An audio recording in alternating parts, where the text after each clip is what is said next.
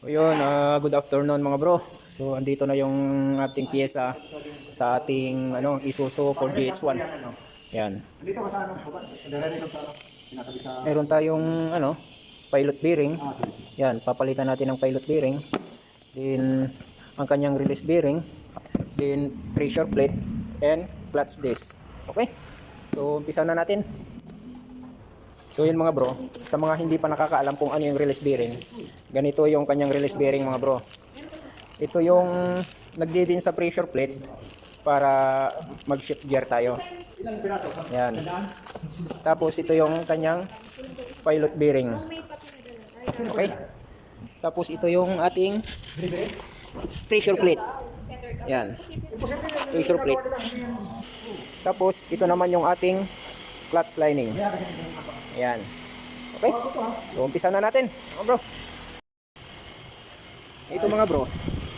Ito yung kung tawagin, nakikita nyo ito mga bro. Kaya yan. Yan yung kanyang pin na isusuksok natin doon sa ball joint nya. Yan. Isusuksok po natin yan. Ganyan yan, oh. Yan. Tapos hilahin nyo doon. Tapos saka nyo ito. Ganyan. So papasok na yan. Okay? Pagtatanggalin naman, pag ganun. Okay? Yan. Pero bago natin ipasok, lalagyan po natin ng grasa. Yan, para medyo maganda-ganda yung kanyang paglalaro. Na ganyan. Okay? Pero bago natin ilagay doon mga bro, dito na naman tayo.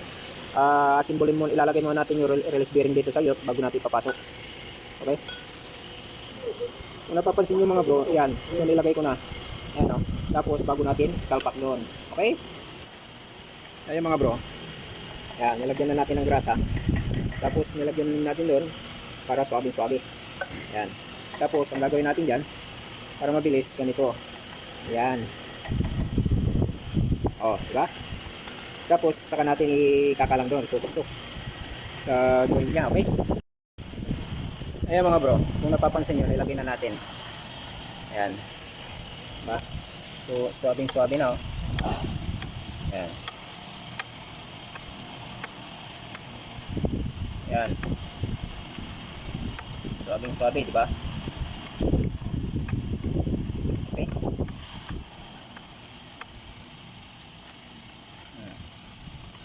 Tapos ito, ayan. Ayan. So, nakasuksok na. Okay. Tignan nyo mga bro, kung napapansin nyo, so na-assemble na natin. Naiakyat na natin yung kanyang transmission. Yan, at naipitan na rin natin. Yan.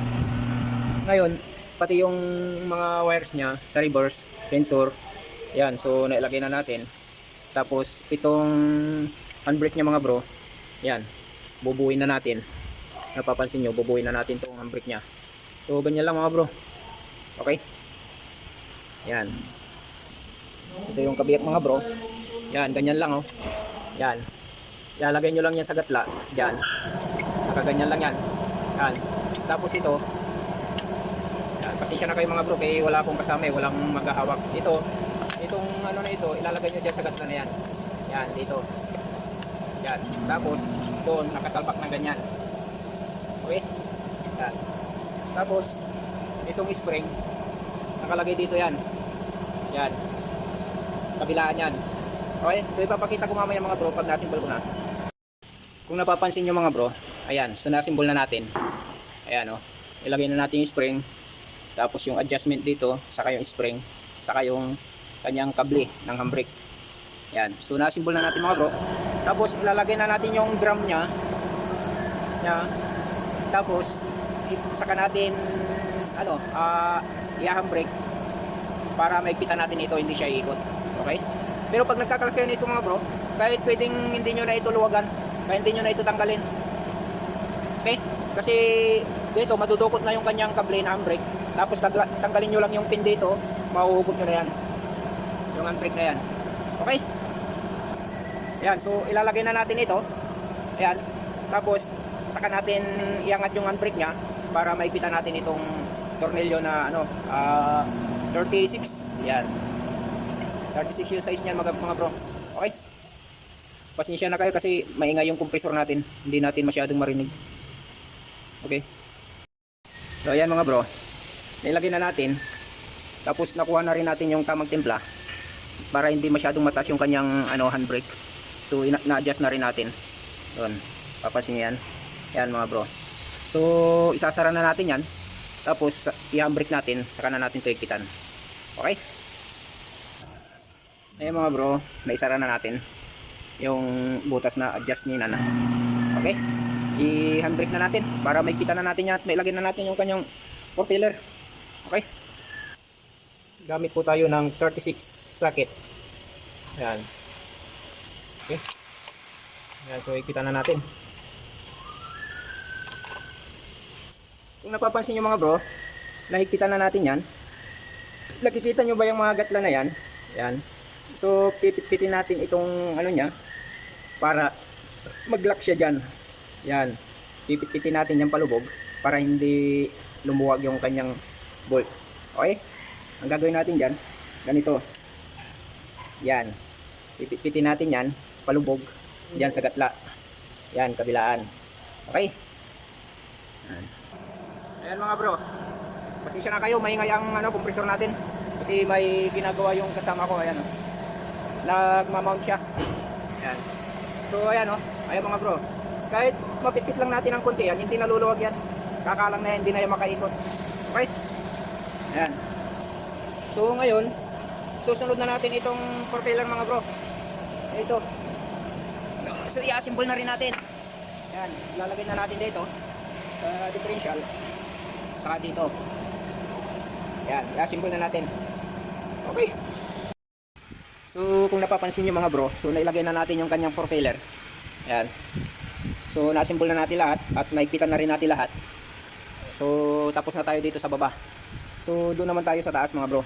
At ang pinaka-importante doon mga bro, yung kanyang crankshaft sensor. Huwag nyo kalilimutan yun dahil pag nakalimutan nyo yung mga bro, hindi nyo mapapandak yung sasakyan. Okay? Ituturo ko sa inyo mga bro. Yung mga baguhan pa lang na nag-aayos nito mga bro, Isuzu 4GH1. Yan. Isuzu 4GH1 crankshaft sensor. Okay? Ito mga bro. Yan. Ito ang crankshaft sensor. Yan. So ganito lang ano.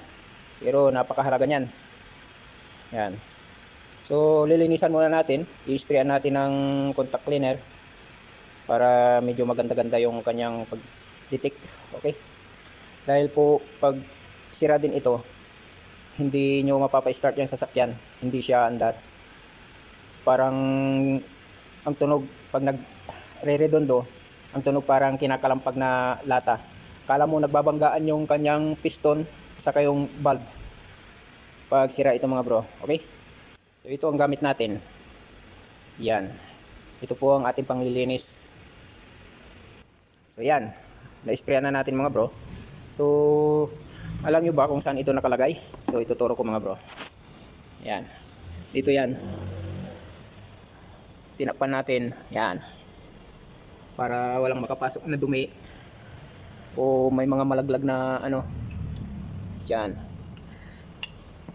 Ay, tanggalin natin yung mga.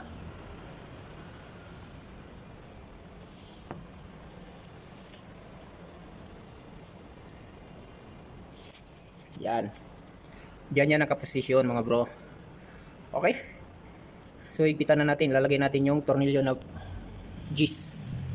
Yan.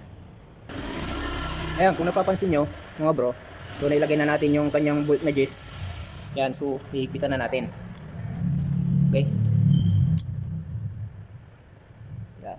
Kunting higpit lang mga bro, basta hindi lang siya ano yung luluwag. Alalay lang. Yan. Okay?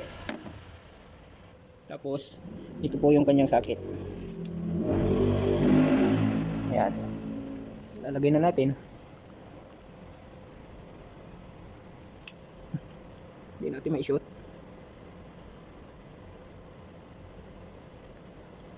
Hindi natin ma-shoot.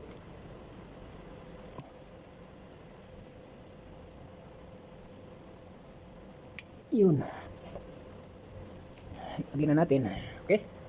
Ngayon, so finished product na tayo dyan sa transmission mga bro. Nailagay na natin lahat, assemble na natin. Pero hindi pa natin pwedeng startin dahil wala pa itong belt. Yan. Dahil wala pa yung built niya rito, hindi pa dumadating. Dahil yung unang dumating ay mali. Mali yung built na dumating mga bro. So masyadong malapad. Okay, hindi siya kasya. Okay. So ganun lang mga bro. Abangan nyo na lang yung ating pag-i-start at pag-road test pag nalagyan na natin ng built ito. Okay? Mabuhay kayong lahat mga bro. Sana may natutunan kayo dito sa videos natin na ito. Okay? God bless sa inyong lahat.